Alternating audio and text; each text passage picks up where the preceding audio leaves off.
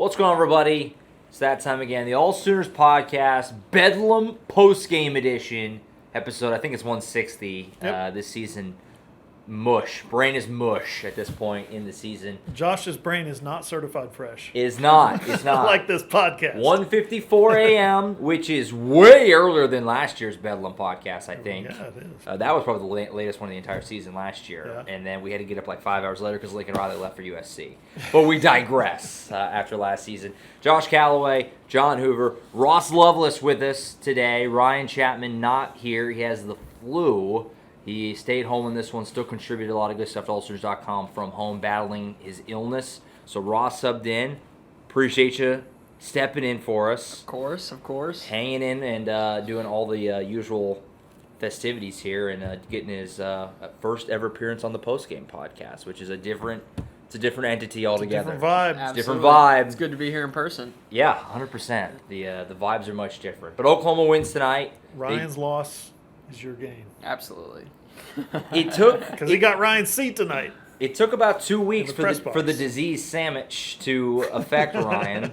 You're not going to get me to cackle like you did 2 weeks ago. Last time we were in here, Ryan just found a sandwich on the ground and started eating it, and he didn't get sick, but 2 weeks later he is, and I choose to believe that they're connected somehow. So hopefully Ryan gets back to feeling better. We'll see him, obviously, this week, and then whenever we head to Lubbock for the season finale, which Oklahoma does not need to win to get to bowl eligibility because they won Bedlam today, 28-13 over the Pokes. Really weird game because the first quarter of this was just a dream for Oklahoma. They led 28-0 before people had even sat down. I compared it to two things jumped out to me that reminded me of it for OU fans. The jump around game, Texas Tech, same kind of vibe, really cold. Fans were really into it. It was electric in here. And before, I mean, it was an avalanche. It was an absolute avalanche. It was 28-0 before you could even blink. And then on the flip side of that for OU fans, the Alabama-OU Orange Bowl, where Alabama jumped out 28-0. Same kind of deal. It felt like before Kyler Murray even had a chance to do anything about it, it was 28-0. Those are kind of the two comps I had. But after that, OU offense did nothing at all, almost quite literally nothing, but they held on because the defense was really, really good today. We'll dive into all the aspects of this game, but just off the top, I mean, initial thoughts about what I would call, I mean, I don't think it's really inarguable, the signature win of Brent Venables' first season here. Yeah, signature win for sure because they did it with 40 recruits sitting in the stands. Big time. Big time recruits, and they did it with defense. When the offense basically left the game, they jumped to a 28-0 lead, and then the offense went to the locker room and had tea and crumpets for the next 3 hours. I don't know. The Sooners 1 for 14 on third downs. This is 1 week after going 1 for 11 at West Virginia. So the offense is not showing up, you guys. Remember all those people that would get on and make comments, post comments on YouTube, Facebook, Twitter, whatever. Yeah. If you guys think the offense is what's wrong with this team, you got another thing coming. Well, the offense is what's wrong with this team tonight, and the defense saved them time after time after time. I mean, last week, West Virginia, too. I mean, different conditions with the rain, but I mean, defense played 23 points. Well enough to win, yeah. So until they ran out of gas in the fourth quarter. Tonight, somehow, Ross, they didn't run out of Somehow gas in the fourth quarter. No, you said it best when you said it's looked like at points during the season that both sides of the ball are trying to lose for each other. And tonight, it was the defense that had to step up. We've seen the offense step up too, but you know it was different to see this kind of game. And the two games that you bring up are honestly very good comparisons because it wasn't like an LSU type game where it was just like one team was just dominant. It was just like a bunch of fluky, weird things that were going on, and then all of a sudden, 28-0, and then from there it was just downhill. But I mean, it was just a weird start that just really snowballed after the first quarter. Yeah, no, we've been joking about it a lot, Hoover, Ryan and I, because the conversation early in the season was just all about complimentary football, and that phrase has just been driven into the dirt. Doesn't even mean anything now. But the joke we talked about the last few weeks how this team is just allergic to it, and they play anti-complimentary football in every single way, where both sides of the football are never playing well at the same time. That's how it was a lot in Morgantown. Well, tonight they both were playing well at the same time for 15 minutes. Yep. forcing turnovers. Oakland was cashing in. Dylan Gabriel was throwing it all over the place. And the rest of the time, it didn't go that way for the offense. But the first quarter was so good that it was enough to win the game. That start, and it's funny too. After all the conversation earlier in the year, remember who it feels like a million years ago now, but how the biggest complaint with OU at the beginning of the season was that they kept getting off to slow starts. Yeah. That was the down against Nebraska, down against Kent State. Big difference, 28-0. What more could you possibly hope for? When it got to 28-3, you football fans will know what I'm talking about. 28-3, I was like, uh-oh. Yeah. 28-3, Falcons fans. I'm aware. I was hoping we avoid that. OU fans have a much better memory on 28-3. Yeah, 28-3 down in Waco, right, Yeah. in 2019. I was there for that one, and this felt a little bit like that. Jumped out to an early lead and had to hold on. Score-wise, this one was 28-13. Oklahoma was on the backside of that other one, of course, and on the comeback. But, yeah, man, fast start, lightning fast start tonight. Dylan Gabriel throwing a lot of – Ross was pointing this out to me during the game in the live blog. If you guys are on the live blog, you need to get in there. The stuff that was working early, little hitches, little swings, little bubbles, little screens, middle screens, dump-offs across the middle – that's how you get a 28-0 lead, apparently, if you're Dylan Gabriel. Yeah. Get a little confidence going, and then they got away from all of that. I don't know why. Was it because Oklahoma State came out and deployed its defense differently? I don't know. Haven't had a chance to go back and study it yet. But you could see the Oklahoma game plan became, okay, let's graduate from these screens and checkdowns at the line of scrimmage to let's throw 12-yard outs and 15-yard outs and 5-yard outs. On a cold, windy night, let's throw the deep ball, which Drake Stoops bailed out a fairly bad throw. He bailed it out with a fantastic catch. After those early drives, guys, we said this in the postgame rep. Dylan Gabriel, 14 of 18 in the first quarter, 1 of 11 in the second half. That's insane. Yeah, he said. Insane. He said the wind and the cold and the rain last week. Yeah, it matters, but he needs to find a way to get around all that stuff. Yeah, 100%. Yeah, it was just. The third quarter, the third down troubles was what really stood out to me. What was throughout it? the 1 entire for thing. 14? 1 for 14. 1 for 14. That was the. Can't have that. Yeah, it would just feel like, and I said it on the post game video, but it just felt like every momentum stop that the defense would get, and it was gift wrapped to the offense. They just did nothing with it, and that was just super deflating for the offense for the defense. No doubt. And something that the defense had to withstand tonight, they kept getting takeaways. They got 4 interceptions. Yeah. They only scored off one of those. Yeah. They only turned one of those 4 interceptions into points. Every other one was a punt or loss of down, whatever it was. 11 punts tonight for Michael Turk, career high. Yeah, he beast mode tonight. Yeah. And he got engaged. Shout Shout out Grace Mr. Lions. Turk. Yeah, Congratulations. softball I can't wait to beast. see the new vlog. Yeah, Yeah, no he kidding. he gave the Time. vlog a shout out in the post game interview. He said, course he did. He said check it out on Hang Time. So Of course he did. Yeah. That's the most on-brand thing. This is Michael Turk's senior night, his career at OU is almost done. What I remember most about Michael Turk, above anything, of how good of a punter he is probably his vlog life. Hang Time, for sure. So this was a win for Oklahoma. Let's go positive first. Let's talk about the defense. This was what OU fans wanted when Brent Venables was named the head coach. Yeah. They forced a lot of turnovers. Could have easily been more. Yeah, 6 sacks. Yeah. And a season high 12 quarterback pressures. Yeah, I was. They're gonna say, getting after him all night long. Spencer Sanders, maybe he's not 100%. I have no idea where his health level is. He's been missing time. But what I do know is that whenever Spencer Sanders is a pretty good college quarterback, and he played well against Oklahoma last year in this game. He was having a career year. He was getting early Heisman buzz early in this season. He was in hell in this game. He was getting sacked everywhere.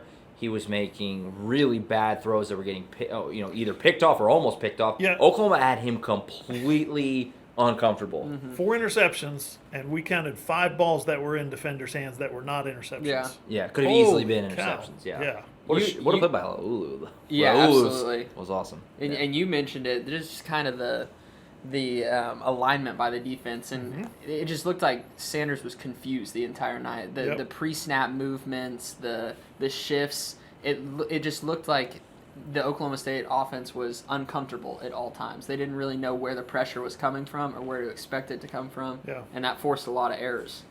I agree, and I asked Brent Venables about that. I said, did you guys do some zone blitzes this week that you haven't done all season? Because, number one, they got home. They hit home. I know Oklahoma State's offensive line is not very good, but those blitzes hit home and chased him all night. And then on the times when he got out of there or saw the blitz coming or didn't see the dropping play or the defensive end blitz, he would throw it right to the defensive end. That happened twice. He threw it to Ethan Downs, hit him right in the chest. And the Laulu interception in the first quarter was a deflection because he's dropping back into that zone in front of the receiver. And Laulu dropped one, too, and he late dropped in the one. game. Yeah. So what Brent said in response was probably the right answer. He said, I can't speak for him. I don't know if it confused him or not. And he also said that, I don't know, we might have gotten to some of those blitzes earlier in the season. I don't really recall what we have and what we haven't, which I buy that. Brent's a busy guy and his mind's going 100 miles an hour. Sure.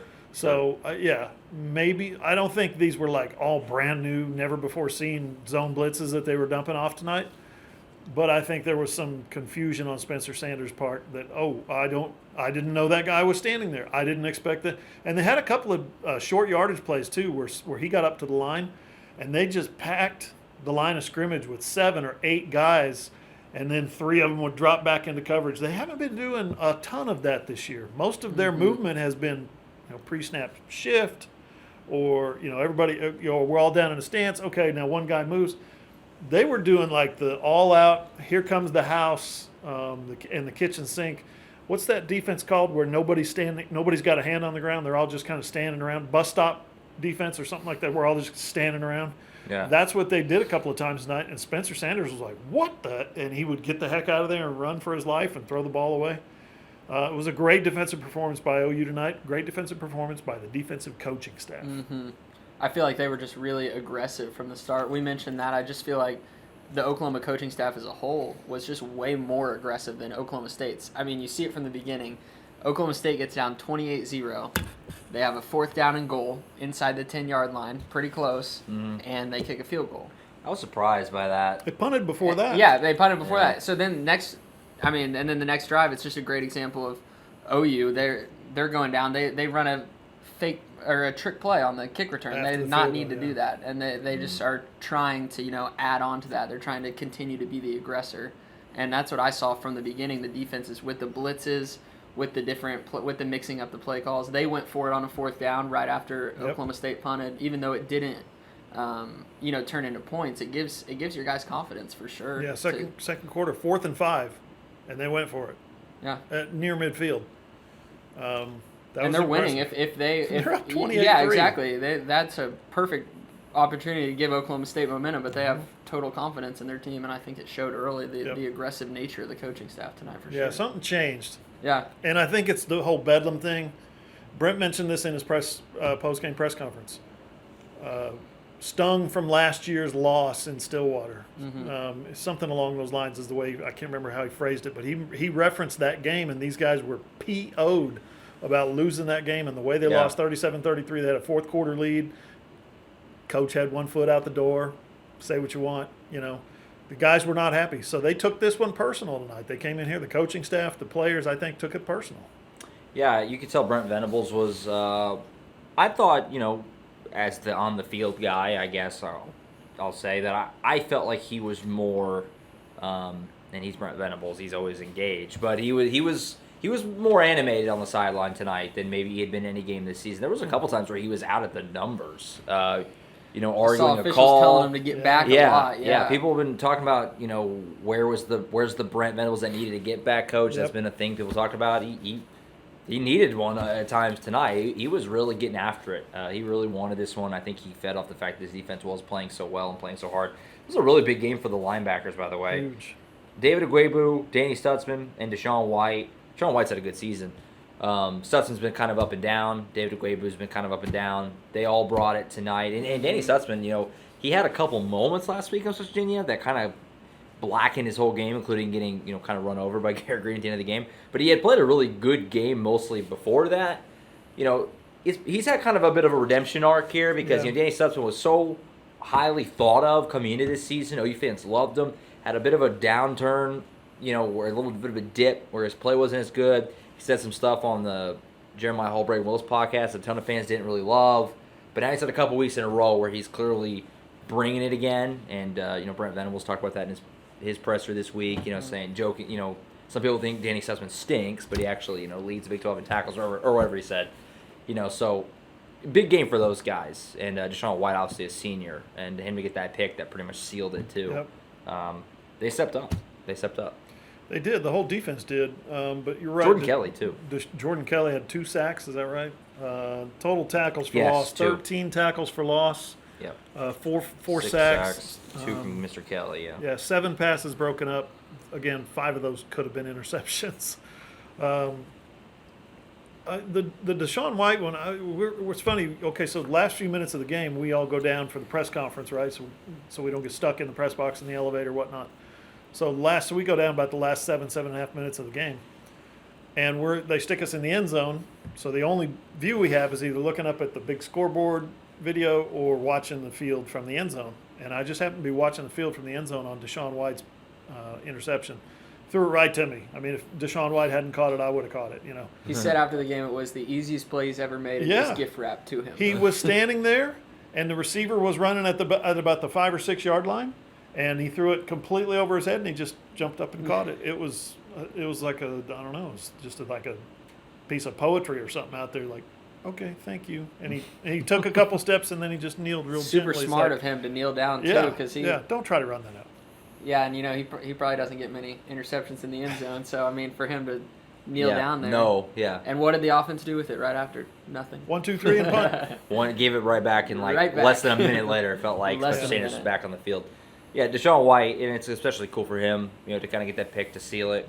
Obviously, like we said, senior and all that stuff. And he was a big part of the team last year that lost that Bedlam game, and it really felt like maybe more than anybody else on the defense that, at least to me, that Deshaun White was really wearing the weight of the losing. Mm-hmm. We talked to him on Monday nights, during the week, and he always seemed like he was the one that was the most beat up about the defense stinking. And so for him to kind of be a big part of a few really good games in a row, going back to Iowa State. Baylor obviously was, had its moments here and there, I guess, but the defense really quietly has been much better for the better part of a month now. With tonight obviously being the apex, to shut down Oklahoma State the way they did when the offense was giving them 0 for most of the second half was big time. The last 11 drives for Oklahoma. Is that right? 1, 2, 3, 4, 5, 6, 7, 8, 9, 10, 11, 12, 13. They had 19 drives, 19 possessions. 18 of those were 91 seconds or less. Yeah, the just defense, insanity. And like I said, the defense produced turnovers, and the offense would give them punts back. Like no cooperation whatsoever. If you had told me that this was going to be the end of the Oklahoma game, punt, downs, interception, punt, punt. That's Oklahoma's last. I would not have thought they won. They would have gotten blown out. They should have gotten blown out tonight. But the defense kept responding every time, and like Brent said in the postgame, they got a couple of drives there at the end. They got a touchdown and a field goal, but their last, other than that, second half drives: punt, downs, punt, interception, punt, downs. Tells you right there the defense was playing out of their mind tonight. I did not expect that because this defense has stunk all year. Mm-hmm. Yeah, and it ties back to going all the way back to when we were sitting there, Hoover and I, at the Cotton Bowl after Texas beats OU 49-0. I made the point in Oklahoma's in the OU defense's defense that it's really, really hard to play defense when your offense is just giving you nothing, and that's what they did on that day. Obviously, everybody knows that. I don't need to revisit that too much. But it was pretty much the same in the second half of this game. They were on the field the entire time. It was so many 3-and-outs. Who just read it off to you? All those punts, all those drives that were a minute and a half or less, and they just answered the bell every time. That's so. It's impressive anyway what they did, but when you put it in that context, it really is kind of mind-blowing what they did. The fact that they were able to respond to that. I was saying, we're talking down the field when it was 28-13 and they gave the ball back again for like the third time in a row, whatever it was, they kept getting stops. I said, if the defense gives up this lead, it is not on them. Like, they've been out on the field this entire time, and they still just kept holding it. I thought the same thing was going to happen as what happened last week. 2 fourth-quarter drives, 10 points, West Virginia wins. I thought the exact same thing was going to happen tonight. Defense responded. Yeah, and I mean, we mentioned the linebackers. I think even the secondary had a fantastic game. When people were open, when Oklahoma State players were open, it was when they found a hole in the zone or in the gaps. It wasn't running wide open free like we've seen against TCU or like we've seen against Texas. It was more of Oklahoma State executing, not Oklahoma messing up. So tonight it wasn't really Oklahoma beating themselves on the defensive end. It was just Oklahoma State taking the good plays when they actually had those, and then the Sooners just shutting them down outside of that. I just really thought that, and you mentioned Deshaun White, like you said, he's had a great year. This is for some of the players, they really stepped up this game, but for Deshaun White, this isn't really anything new for him. He's had a really solid year. I'd say he's one of the more solid players on the defense, and Billy Bowman too. He had a fantastic game again tonight. Yeah, no, Billy Bowman, obviously we talked about it a lot when he was out. Huge part of this defense, and he'll be back next season, obviously, and that's good news for Oklahoma. Great news. Because he's a big time player. That's become more and more evident as we've gone on here. So, obviously, great night for Oklahoma's defense. Brent Venables had a little bit of a pep in his step, certainly in post game. He's a defensive guy. That's what's gonna determine his mood more than anything else. And they did a lot of things right. Had a lot of commits or recruits, I should say, in here. A lot of them. Few commits. Few commits. Do you notice that Brent got in there and he said that we had a few commitments? And I was Did he like, say that? Yeah. I missed that. Right when he sat down, he apologized for taking so long, which is hilarious because he took that exact time every game this year. Oh, he's talking about commitments like I had to go see these guys and talk to their parents. But the word commitment came out and everybody's ears perked. Well, he was like, we had to talk to some recruits and some commitment. I have to look back. It's in the video because it's the first thing he said when he started his statement. So you can watch it and see exactly. But it caught my eye because that word, it's a buzzword. But anyway, he had all these guys here. A lot of them are defensive guys. David Hicks was here. David Stone was here. David Stone, by the way, just IMG Academy T-shirt. It was like 30 out there. Baller move on his part. Peyton Bowen was here, of course, with Jackson Arnold. I mean, there was a lot of big-time defensive players here. So they got to see that, which is, dream scenario there. Yep. Couldn't have worked out better. Now, the flip side of all this, we'll go to the negative side. Offensively, gross. The first quarter was awesome. I've never seen anything like it. I had never seen a switch 299 flip. yards of offense in the first quarter. School record, 299 yards in the first quarter. And then Dylan Gabriel, 224 yards passing in the first quarter. And he ended with 259. Yeah, the rest of Process the game. what we just said to you. Final 3 quarters, add that up. It's outrageous. The first quarter was tremendous. Dylan Gabriel was bombing it to Drake Stoops all over the place. He was bombed it to Jaleel Farouk. Yep. He was hitting Braden Willis. What else did he do? He got Mims a couple times. Eric Gray had a couple nice early runs, which Gray actually ended up with a decent game when it didn't really totally feel like it. 91 yards, which is low for what he's been doing, but still, you'll take it, certainly. Javonte Barnes had some nice carries tonight as well. He's at 1,200 now for the year. Great. Big year. With the bowl game now, he's got a very good shot to get in the top 10 OU single-season rushing of all time, which is pretty nuts. And then the first quarter ends, and it's like just all the magic went away. They didn't do hardly – who read it off? Quite literally nothing. That's not really hyperbolic to say they did nothing. They did very nearly nothing, and they didn't score, obviously. It's like the old Steve Martin skit. I used to like to punt on first down. Why not? It got to the point where I was a minute per possession, and then they'd punt it right back to him. It got to the point where I was genuinely saying, my God, just run the ball 3 times so you at least use 2 minutes. Get something productive out of it. And look at Dylan Gabriel's passing totals. 40 passes. 20 of 40. That's 1 not of 11. That's not a completion percentage you want. 14 of 18 in the first quarter, 1 of 11 in the second half. They just kept trying it. They just kept banging that head against the wall. I didn't understand. And you've got the lead, and you're throwing the ball that much, and it's all incompletions, and the clock is stopping every time. And when you run it, you're snapping the next one with 25 on the play clock. Correct. that was the biggest fear with Jeff Lebby coming in, was would he adjust on the fly? Right. And a few times this year he has, but like Brent, tonight he did not. So Brent was asked in the postgame, Right. Are you pleased with that? And he goes, no, I'm definitely not pleased with that. We've Right. got to be better. Said the defense is out there doing this and doing this and doing this, and offense just keeps putting them in a bad position every time. Mm-hmm. He was mad. Yeah. And rightfully so. I mean, yeah, there's a lot to be upset about, and he was very, very clear in what he wanted. It did not seem like he was happy with how it was with the game. And I mentioned it like actually probably the first or second drive. Yeah, the first drive, 1:17 seconds. That was great. It was really fast. Yeah. If that's going to be how the whole game's going to go, the defense is going to get pretty tired quick. And we talked about this. Hoover and I sat here after the first game when Oklahoma beat UTEP forever ago. It feels like back when it was hot. What an amazing world that was. I asked you guys because that game, the time possession was really lopsided. Mm-hmm. Now Oklahoma won that game big, so nobody cared. But we said, is this sustainable? Yeah. Can they do this and win games all year long?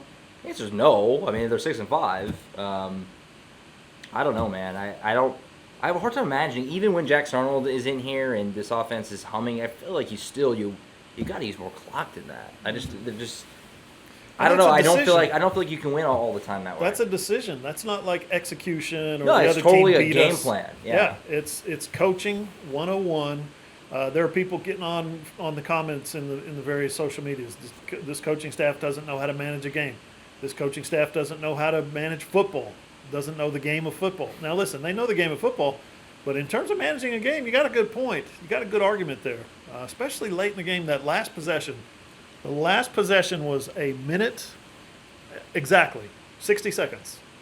1, 2, 3, quick as you can, get off the goal line, punt it back to him. Let's get it back to him as many times as we can.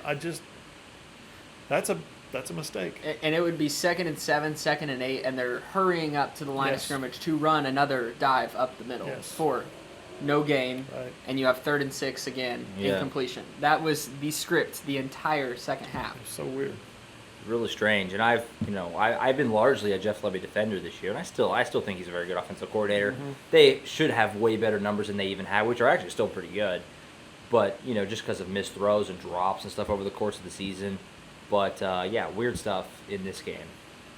What is Dylan Gabriel? We've watched him for 11 games now, and I still don't really know what he is.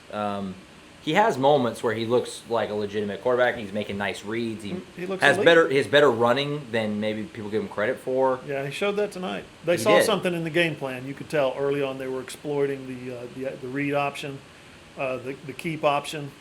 Where he's not real, where it's not really an option, but they're doing a little RPO, and it's like, oh, that's Right. good. They exposed some cracks in the OSU defense, and that's good game planning. That's noticing things on film and seeing and thinking we can do that. It went away from it. Yeah, so he has Probably that. too early. Fourth quarter, I don't think we saw that one time. Third quarter, a couple of times, and they popped a couple of those. It was good. What was his rushing totals? He had 30 yards, something. 30 33 yards rushing. yards. I've noticed with him. Not bad. With Netted him, 30. Yeah. This sounds weird, but he's a lot faster when it's a designed run as opposed to him scrambling. Yeah. He's not a fast scrambler. His eyes he are gets downfield. caught.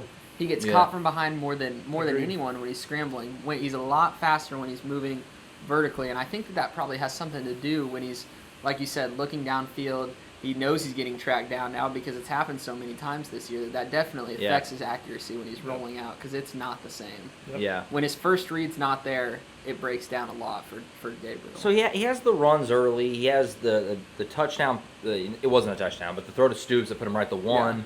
The nice one to Farouk in the corner. Had Stoops at actual touchdown later in the same corner. But then, yeah, like we said, the rest of the game, he completed one pass. I don't know what he is. We've watched him 11, I guess not 11 times, he missed some games, but 9 times, whatever it is. And he's had moments where he looks great. He's had moments where he looks really, really not good at all. He's weird. He's had a weird season. I don't know. I don't know what to make of him. We're a year in. I don't know what to make of him. Very uneven is the way I would characterize his quarterback play. yeah. Because he can look like an elite all-star, and then the next drive he misses a guy by 3 or 4 yards. Yeah, first On couple a simple games. out, 6-yard out, and you miss him he has no chance of even touching the football. First couple games, the Tua comps were out there. I mean, lefty, Yeah. the shorter guy, and not no more. He really struggles to make that second level intermediate throw. You saw tonight at the beginning of the game, he can throw it, behind the line of scrimmage, those screens, those bubble screens to get the offense going. The deep ball, he misses a few too, but that's obviously one of the better parts of his game. The intermediate throws are really tough for him to make. Down the field, Yeah. over the middle of the field, he's very, very inconsistent. I'm really interested to see how Oklahoma handles this offseason. with Yeah, the how do you quarterback evaluate spot. that this season? How do you Brent evaluate said, I'll tell you how. Jackson Arnold. Brent Venables said Bring that him they- in, and Dillon Gabriel will get better. Brent Venables said they're not going to add a QB in the portal. We talked about that in the midweek show. I disagree. I think you should definitely look to add one in the portal. Because Dillon Gabriel hasn't done enough this year to just – he's our guy. He's a starter. He just hasn't done enough. I don't disagree with that concept. He just hasn't done enough for me. So we'll see if they change their mind on that and they bring some competition for Gabriel. Because I have a hard time imagining a world – I'd be shocked, I guess, if Jackson Arnold is starting in week 1 as a true freshman. Now, I don't think it's out of the possibility at all that by the middle of next year, if Gabriel's still doing this, that they make the move. But you don't want to do that if you can avoid it, obviously. I asked him the inevitable question tonight about elements and weather. He's a Hawaii guy, played at UCF. I phrased it as, bet you're looking forward to seeing what the weather's going to do next week in Lubbock, knowing that it's probably going to be weird and wild and Cold and possibly windy, wet, probably. windy. He said, "Yeah, no, that's weather is something that he's trying to get used to." Yeah, I mean, he wanted to transfer to UCLA too before. That's right. It's Yeah. a clear thought process in mind there. It's definitely been a weird few weeks weather-wise, and I'm sure that today. I mean, he had a few passes where it looked like they almost got tipped or something. Like they just came off his hand wrong, and it was just kind of like just floating downfield towards nobody. It was just there was just some odd throws for sure. He's had a weird season. So he does in Lubbock, and then we'll see what he does in whatever bowl it is here later on in December. Guaranteed rate would be pretty cool. That's my number 1. Texas is my number 2 because it's in Houston, which is a dome. Yes for domes. Mine's number 1 is guaranteed rate because my brother is retired out in Phoenix. He's living in Phoenix, so I get to go spend a week with my brother. That'd be awesome. I just weather. That's all I'm The weather on. would be nice. I'm laser focused on weather, and that's Phoenix's ideal. Memphis or like Dallas or whatever, not so much. Yep. So avoid. If Do we need can. to talk about Andrew Rame tonight and Robert Conjal? Sure. Andrew Rame missed the whole game. Went through warm-ups. He but went through missed the whole warm-ups. game. He did the psych out. Robert Conjal played center. Basically, they said, I think Levy said he snapped.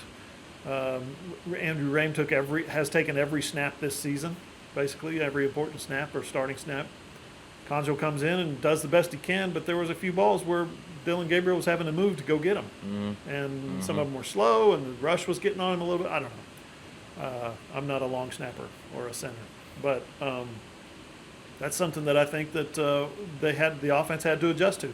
They don't have their starting center, and they don't have the guy that's back there snapping the ball. Also, Wanya Morris went down in this game Yeah. too. Now they had been struggling for a while at that point. I can't remember what point in the game that was. It was in like third quarter, I think, maybe. I think so. But they did lose him at some point. We didn't get an update on him. I'm sure we will this week with Brent, but far from ideal, obviously.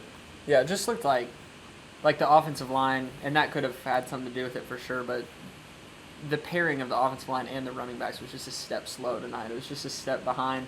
I just feel like what we've been used to, like, you know, holes opening, Eric Gray, he's usually good for 6 to 10 yards per carry. Tonight, he was, Oklahoma State was getting their hands on him quicker. You know what I mean? Yeah. 100%. So, offensively, obviously left something to be desired in this game, and we'll see what they do next week in Lubbock. But this is a few weeks in a row now, kind of the same as the opposite of the defense, basically. The defense has played pretty well for the better part of a month. The offense has played kind of subpar for the better part of a month now, so we'll see how they finish things up. But like we said, Oklahoma does get that 6th win, get the bowl eligibility. Talked about the fact that there was a ton of recruits here, and we said on the wrap, but I mean, I don't know what more you could have really done with all the recruits here. I mean, It was a really good environment. You had the lights going everywhere. The entrance when they came out to the field was really cool. Fans were engaged. David Stone didn't look cold. They played well. David Stone just wearing the T-shirt. That was a baller move. Lots of guys here, and you played well. It was a huge win, right? I mean, this is get number 6. One that Brent had to have. You get number 6. You get to go to a bowl practice. You get to get these guys for 2 more weeks, it's really a month, but 15 practices. Mm-hmm. It's all massive. This was the ideal setting. When it was 28-0, I was like, this thing's going to be in the 60s. I seriously, I was like, we're headed to like historic blowout territory. But they, they not ended go up that way. winning a game that you have to get down, roll your sleeves up, and get your knuckles bloody. Yeah. And they did that. Yeah. And these last few weeks are huge for morale and momentum moving forward. You don't want to lose a lot of guys to the transfer portal, and you want to make it look like an attractive place to be as well. So, Yep. I mean, Sure. We'll see what they do next week. We talked about, the bowl. Getting the bowl was big. We talked about it on the midweek show. More than anything, really, just to get these young guys, because I'm sure they'll have portals and all that good stuff, like you always have, opt-outs, like they did last year in the Alamo Bowl. And it'd be nice just to get some of these younger guys in there in the bowl game and what have you. So this was a big win for a lot of reasons. Recruiting, get the 6th win for bowl, stuff, all that. Brent just needed it. He needed a signature win. He's got it here tonight. A lot to like in this game. Mm-hmm. All right. It's 2:30 a.m. So we're going to go ahead and wrap this up. Nice and tidy post-game show. We'll be back later this week, of course, with the midweek show. We'll wrap up the Brent Presser, and we'll preview the season finale against Texas Tech, regular season finale, because we will have postseason football for Oklahoma this year. And we'll be in Lubbock next Saturday, where I'm sure it'll be very cold again and windy, and there'll be tortillas and Battery's tortillas that's like shoved up, in some guy's pants that he snuck in. That's how that usually goes. Don't eat the tortillas if you're not familiar. Do not eat those tortillas. That's where we'll be next week. So looking forward to that.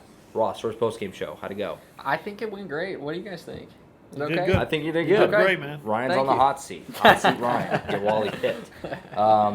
That's it. Thank you guys so much for watching and listening as always. Again, like I said, we'll be back Wednesday. Spotify, Google, iHeart, iTunes, all the places you can listen to that show. And, of course, watch them on John Hoover Media. And then next Saturday, we'll be back for the postgame show after Oklahoma takes on Texas Tech in Lubbock. AllSooners.com. Tons of coverage there from this game stories, game highlights, reaction from Venables and all the players, all that stuff. You know all that by now, 11th game. AllSooners.com. We got you covered. That's it for now. We'll see you later this week previewing the Texas Tech game. For Ross and John Hoover, I'm Josh Callaway.